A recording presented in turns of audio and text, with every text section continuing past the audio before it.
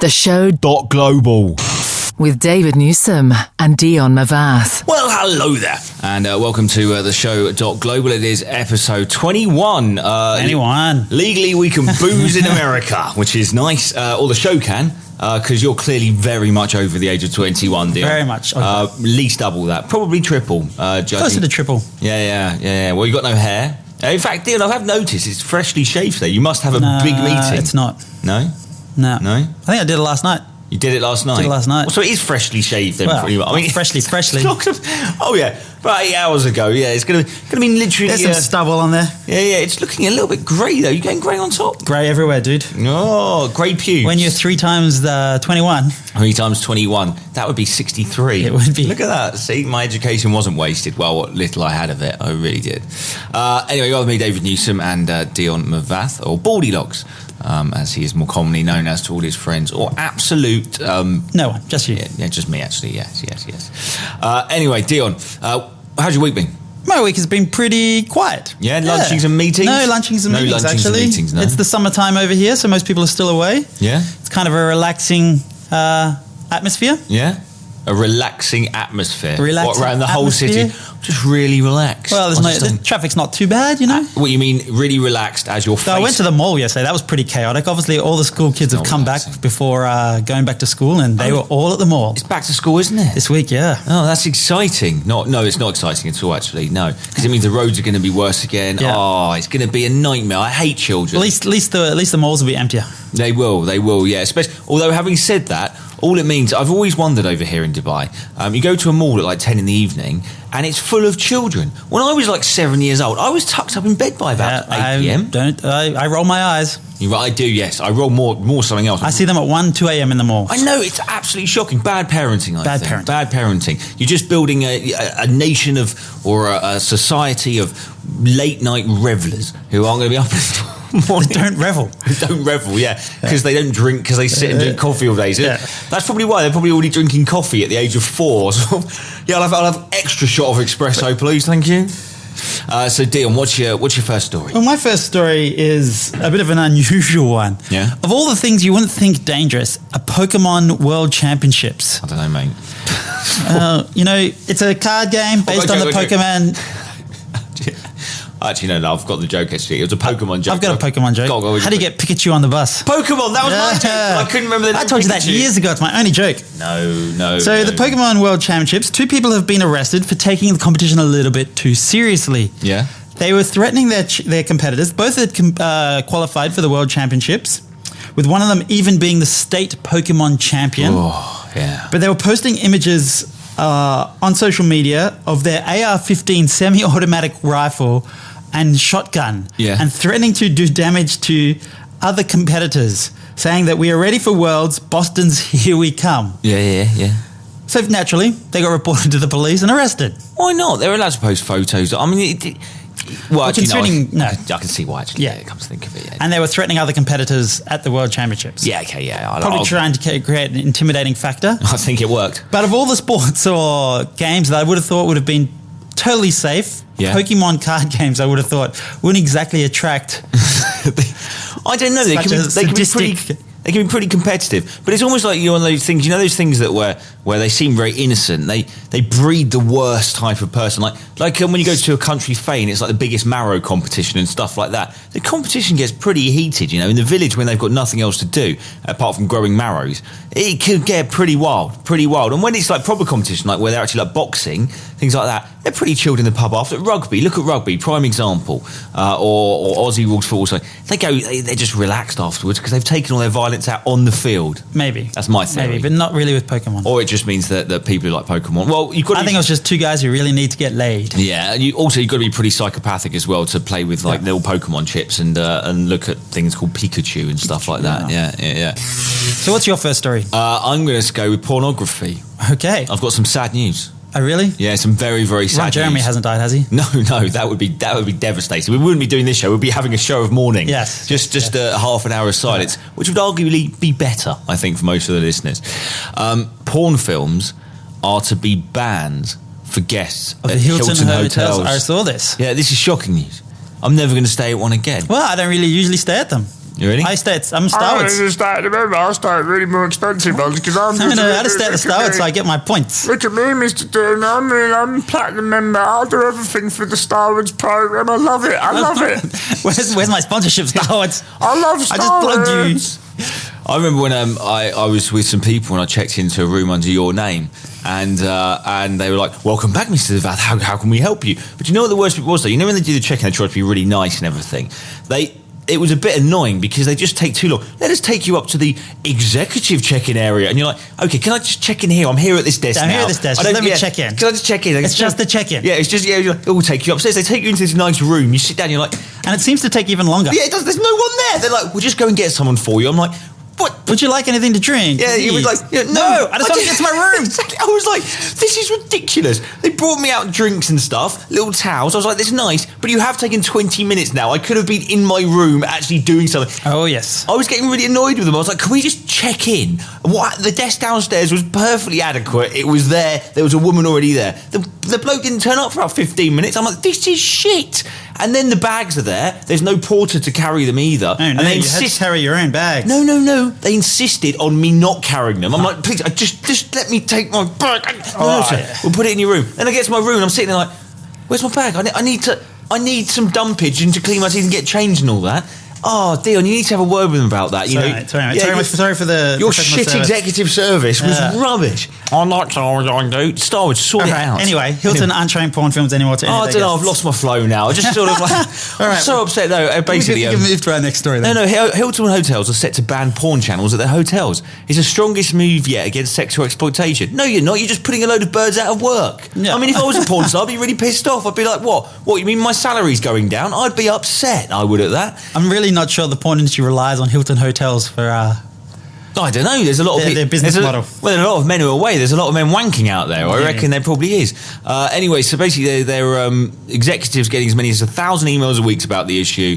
Hilton Hotel says we're making immediate changes to our brand's global standards to eliminate adult videos on demand service in all our hotels worldwide. The only reason I know they're doing it is because everybody's got a laptop now, and you can get some free porn when you get to get in there with your laptop. There's no point even having it on the channels. Yeah, exactly. It's nothing to do with the fact that it's just all the 15-year-old boys trying to get onto it. Exactly, yeah. Too many parents downstairs going, I didn't order this. What the hell is this?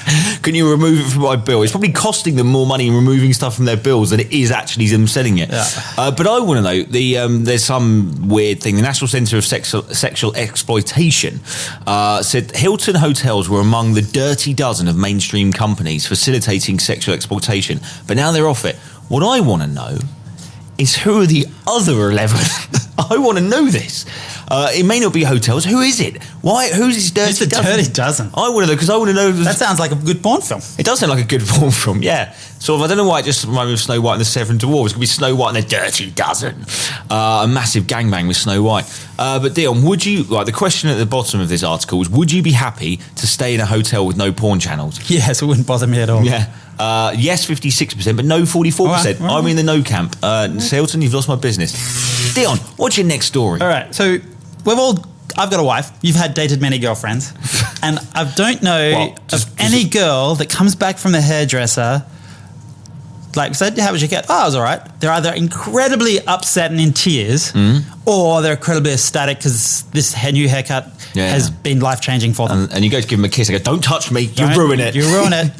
They've got to have like a bubble as they leave the hairdresser so the humidity doesn't affect it. It's like when you get a new iPhone, you put the cover on it and just sort of, don't touch it, just leave it there. Try and keep the stickers on as long as possible. Yeah. So anyway, this woman obviously didn't have a good haircut. Oh, yeah. So she took it out. Yeah.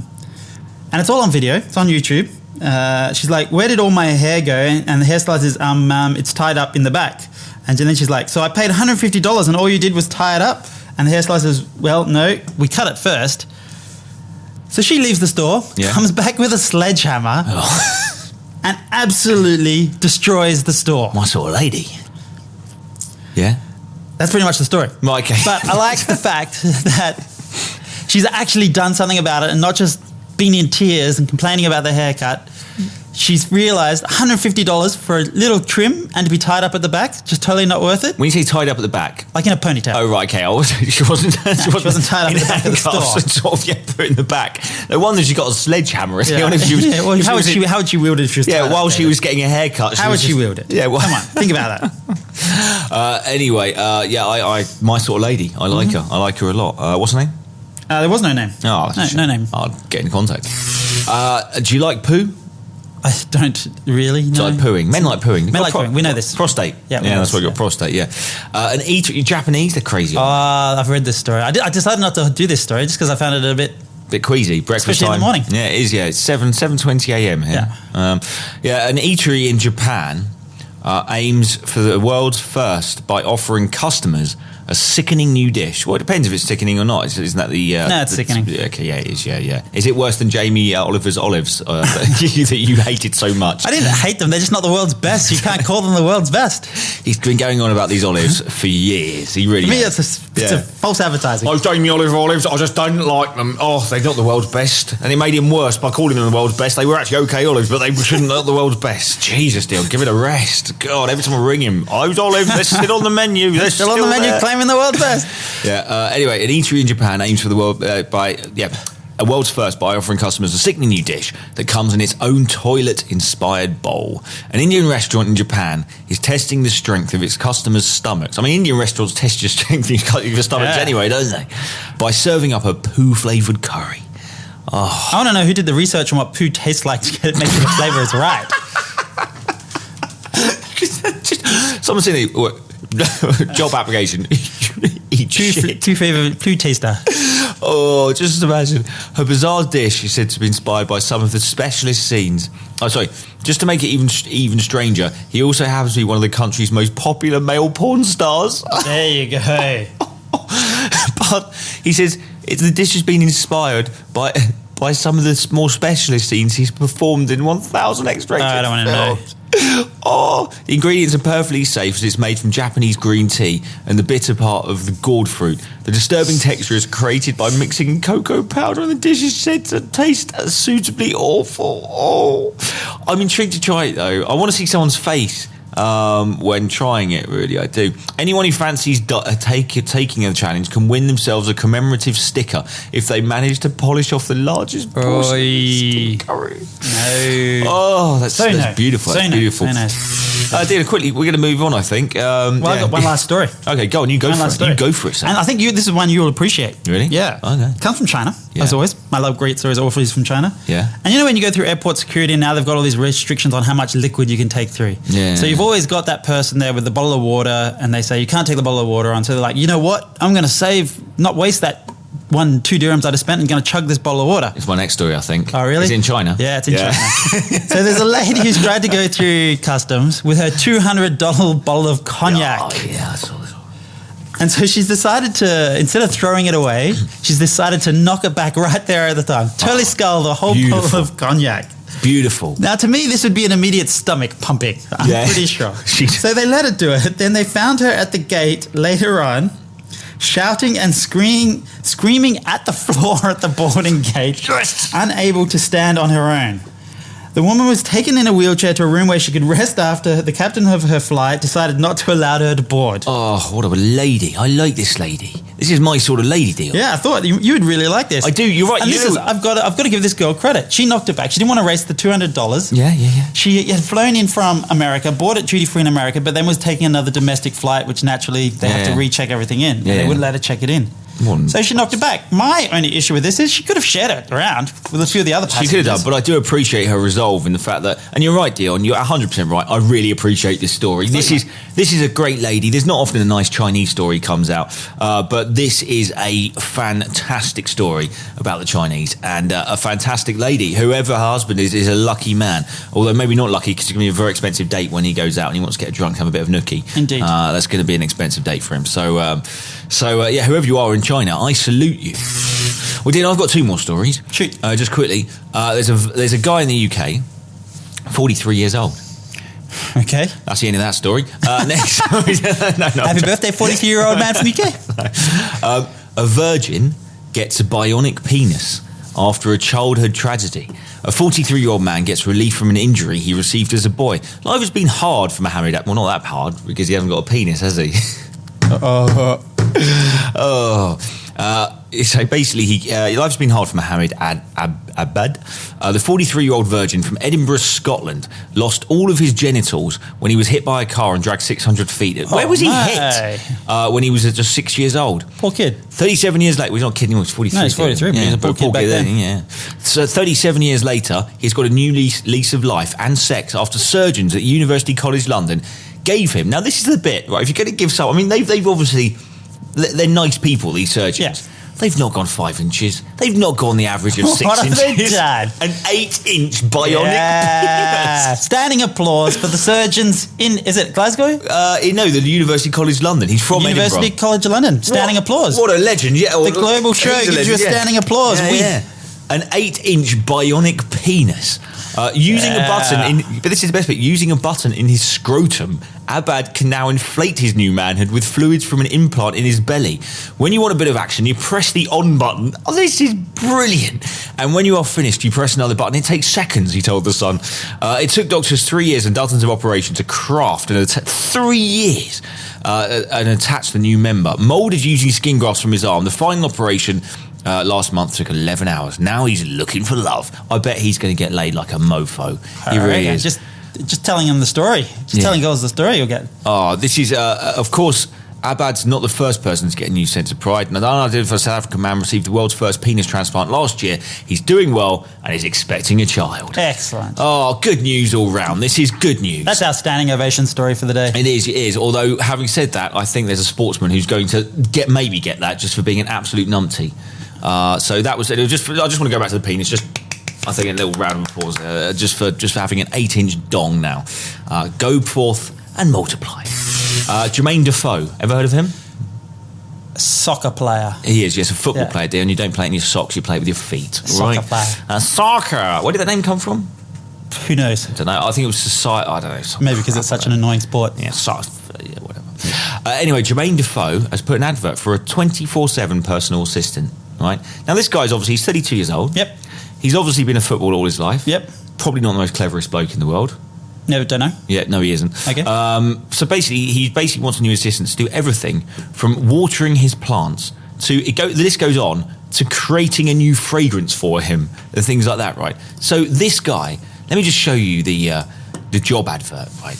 I've actually got it up here. So the list starts off looking quite jam-packed, but seems reasonable enough. Diary management for Sandra and Jermain, Sandra's his wife, data management, administrative roles, dealing with incoming emails, faxes, answering calls, creating a database of all business contacts, pretty normal so far, preparing presentations, arranging travel and accommodation, liaising with sponsors, etc., etc. Organising manager on a daily basis, working alongside something marketing director on specific projects. Then it gets a bit weird.